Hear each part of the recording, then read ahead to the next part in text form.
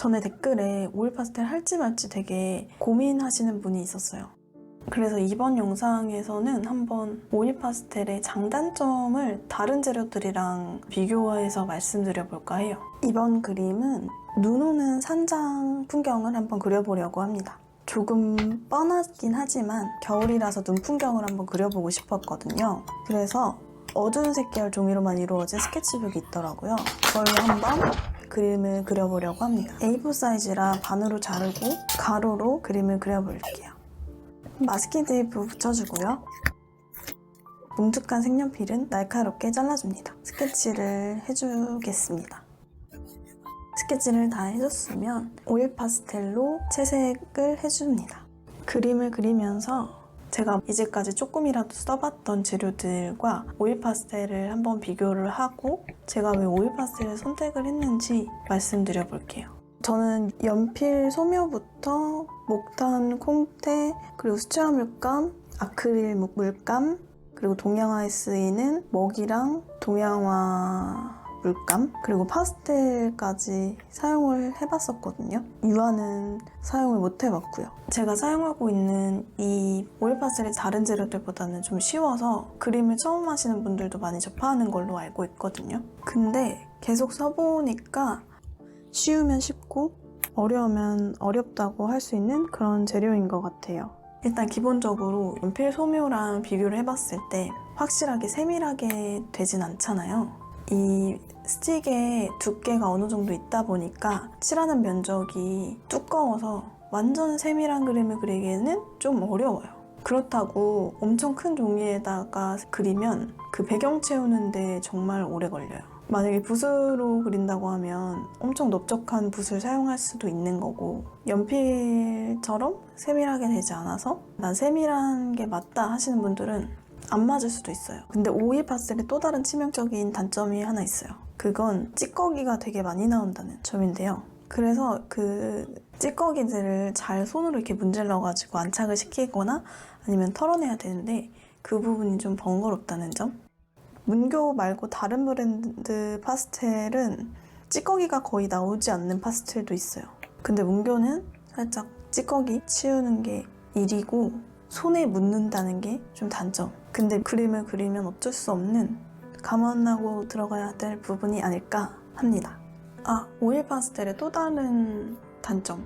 오일 파스텔이 그림을 다 그리고 나서 한 10일 동안 말려준 다음에 저는 픽사티브를 뿌려요. 근데 그렇지 않으면 그냥 파이 같은 데에다 넣어놔도 가루가 묻어나서 잘못하면 이렇게 좀 문대지거나 지저분해질 수가 있어요. 그래서 그림 그리는 것 자체는 좀 편리한데 추후에 처리하는 게 좀 귀찮으실 수는 있어요.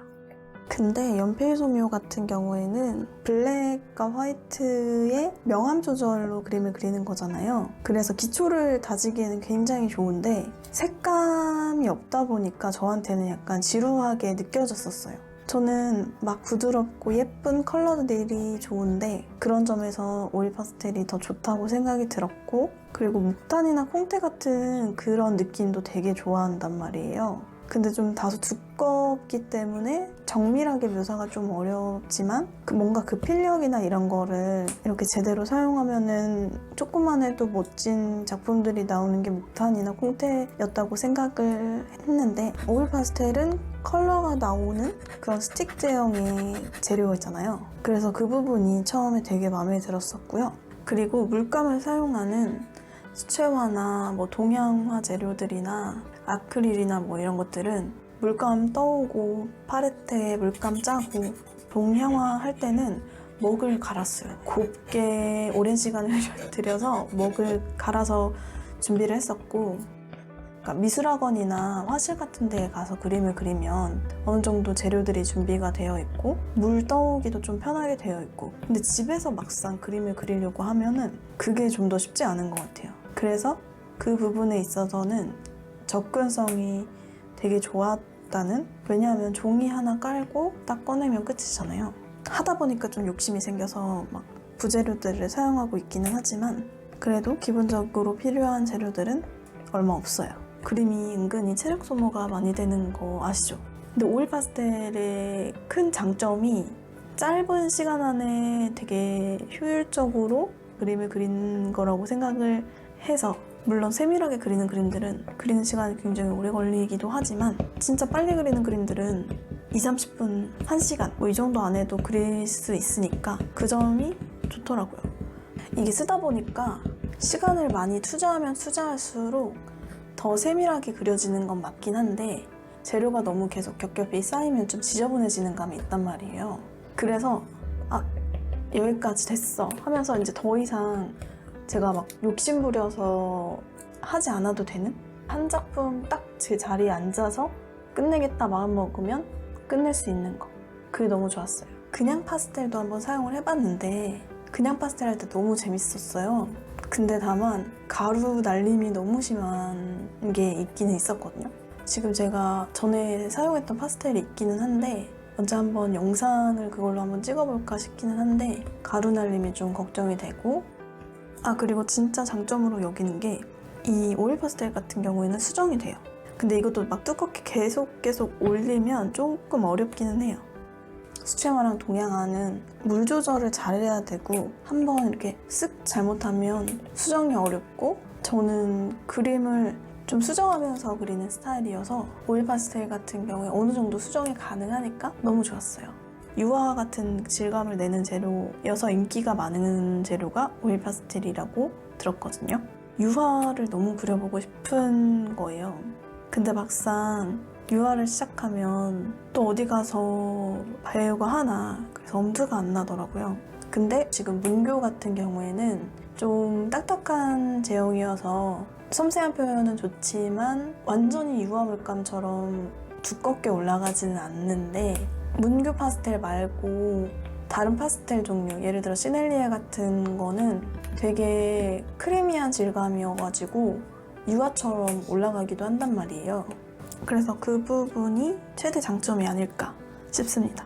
그리고 물감 같은 경우에는 색을 섞어야 되는데 처음 시작하면 색 섞는 게 굉장히 어렵잖아요. 물론 파스텔도 색을 섞긴 하는데 많은 색깔을 구입을 하다 보면 그 파스텔 본연의 색만 사용해도 충분히 그림이 가능하기 때문에 색을 뭐 어떻게 섞어야 되지?